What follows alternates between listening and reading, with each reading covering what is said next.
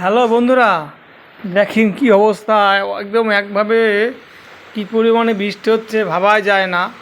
আর আমার এই বেগুন গাছ, পেঁপে গাছ, তারপর লাউ গাছ, পুঁই গাছগুলো মনে হচ্ছে আর বাঁচবে না, যা বৃষ্টি হচ্ছে।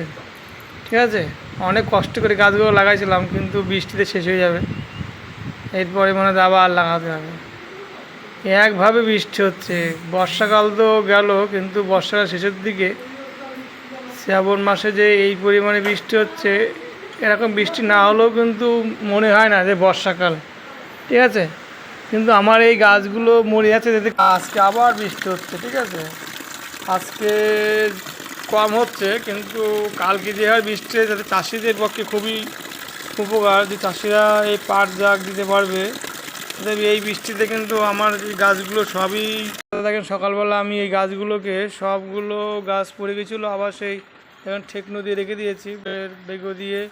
ওই একটা গাছ দেখেন পড়ে গিয়েছে, সেই গাছটা দেখেন, এই দেখেন কী অবস্থা দেখেছেন। কিন্তু যাক, আমার গাছ পড়েছে তো কষ্ট নেই, আমার গাছ লাগালে গাছ হবে। কিন্তু মানুষের যে এই জলটা খুবই উপকার, এটা সব থেকে ভালো। ঠিক আছে, আমি চাই এই রকম বৃষ্টি যেন হয়, তাতে মানুষের চাষ পাট জাগ দিতে সুবিধা হবে।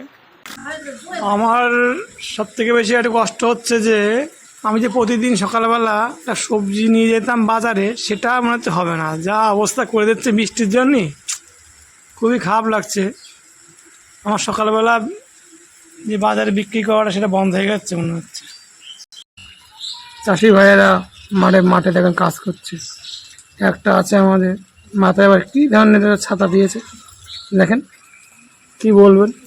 এদিকে গা ভিজে যাচ্ছে, কিন্তু মাথাটা বাঁচিয়ে রেখে দিয়েছে। কেন এইগুলো রাখলে কী হবে, শরীরে খারাপ করবে না। ঠিক আছে বন্ধুরা, রাখি।